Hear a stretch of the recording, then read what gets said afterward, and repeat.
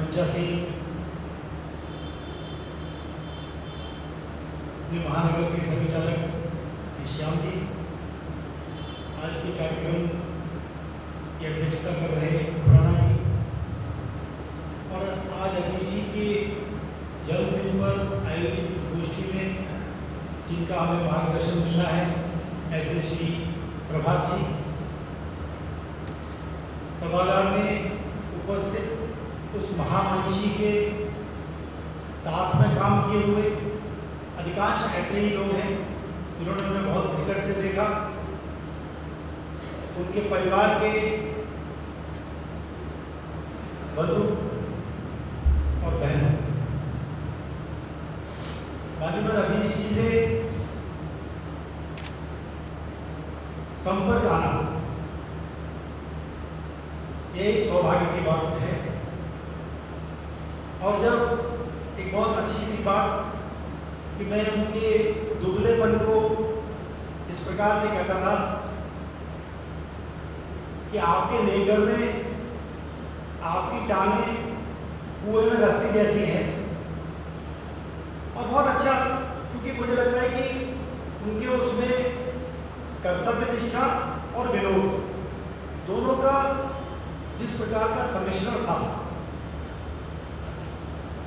क्योंकि ऐसा होता है कि कभी कभी व्यक्ति काम के बोझ में गंभीर बनता चला जाता है, और उन्होंने ऐसा काम का बोझ अपने ऊपर इतना काम उन्होंने किया कभी भी नहीं लिया। आपातकाल में मैं उनके संपर्क में नहीं था, आपातकाल के सहयोगी उनके काफी लोग इस सभागार में हैं, परंतु उनके साहित्य के अलावा रहते हुए मैं कार्यकर्ता बना तो मुझे एक बात बड़ी स्मरण रहती है। उस समय शेख अब्दुल्ला कश्मीर के मुख्यमंत्री थे।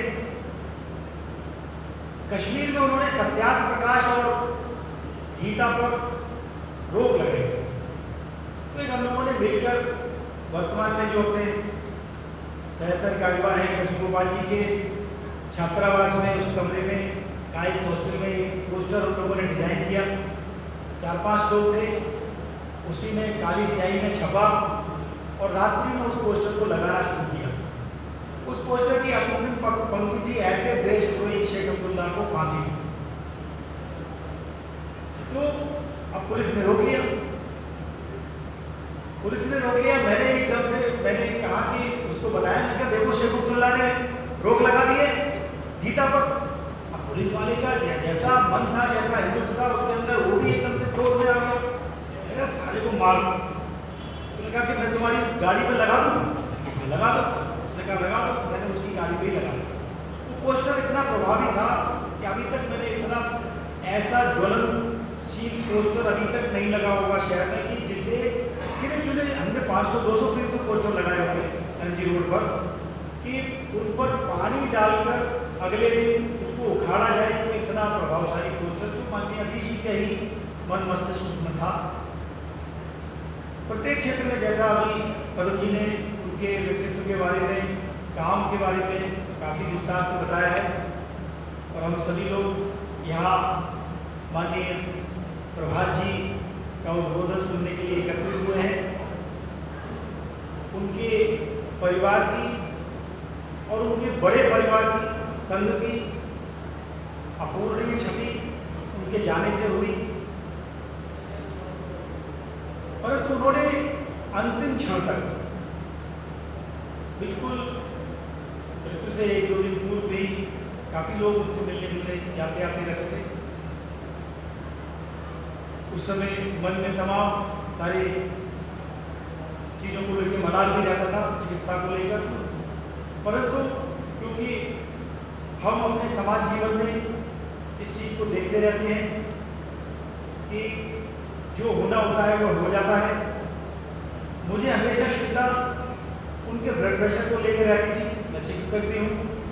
उनका ब्लड प्रेशर 200 से ऊपर काफ़ी बार जाता था। मैं उनसे, क्योंकि वो पूरी रात जगना और चाय का सेवन, यह उनकी लगातार बनी हुई आदत थी। उन्हीं की कही हुई बात है, a gentleman never refuses for T.